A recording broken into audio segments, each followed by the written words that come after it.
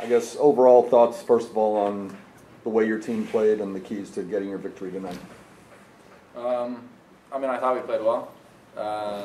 There was moments of the game that were kind of back and forth, but I think we got the job done and did our part. So I'm happy with how everyone played and how everyone performed. So yeah. I'd agree with that. I think the first half was one of our best halves of the year. Second half was a little slower, but I think we found our way. This team is, I'll watch them sometimes, so I think we played well and happy with the result, obviously. What was game prep like once you found out it was officially Denver for a second time this season? Did you look or talk much about the meeting up there, or did you kind of understand they were in a different place, you guys were in a different place going into this one? Honestly, we didn't really look at much from the game against them, I would say, just because we're a completely different team than when we met them in whenever it was September. So we didn't look at much of it. Obviously, we knew what happened. It's a couple months ago, and that gave us some fuel and some fire.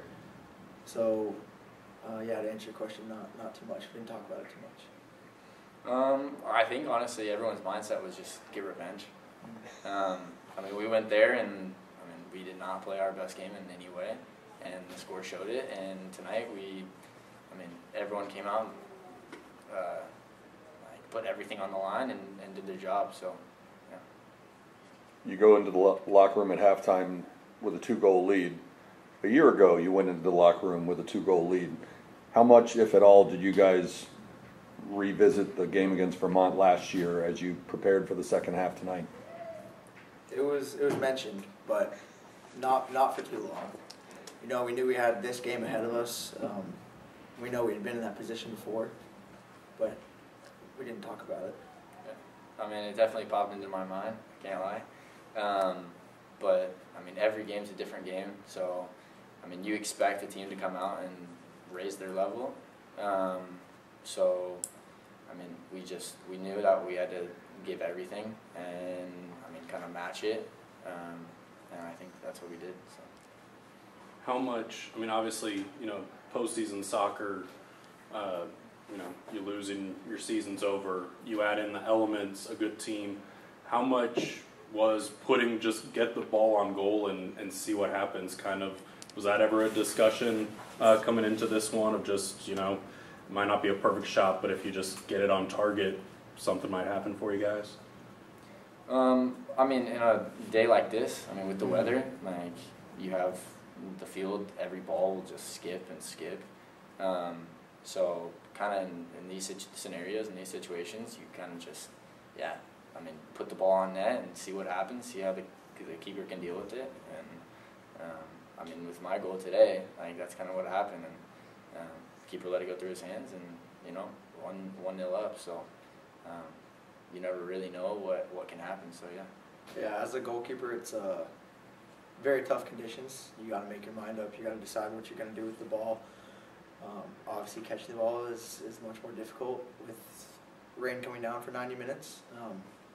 But that definitely played a factor at some point once we recognized it early into the game. There's some goalkeepers who say that the goalpost and the crossbar are their best friends. After the last 5 minutes tonight, are you one of those goalkeepers? Yeah, I actually talked to the post a little before the game, and I told it, you're going to have to make some saves tonight, so come up big. I knew it would do its job, so I'm grateful for that. But no, in all seriousness, team played great, denied a lot of entries today, didn't give up really too much, except for maybe the last couple minutes. But in all seriousness, I'm happy with the team's performance today.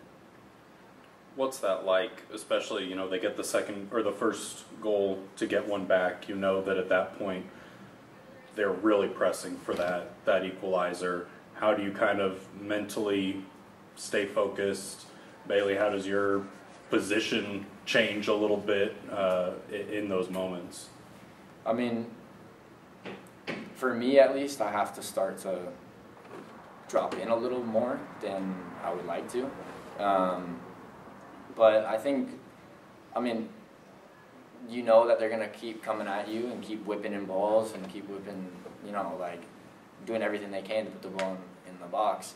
So it's kind of just, get back, do your job defensively, stay calm when you have the ball, and kind of just continue to play your game, but also be conscientious of that they're going to continue to keep pressing.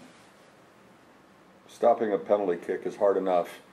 What's it like getting up after a collision like the one you had with Willoughby, and how do you sort of regroup and gather yourself to try to make a save on what's already going to be a very difficult shot? Well, I mean, I didn't save it, so I mean,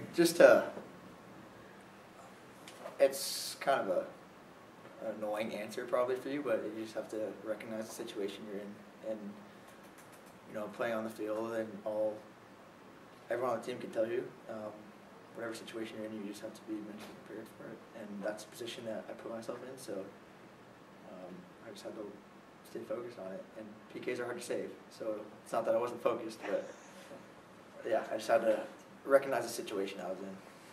Physically, you've had a rough 8 days or so. You lost a couple of teeth last week.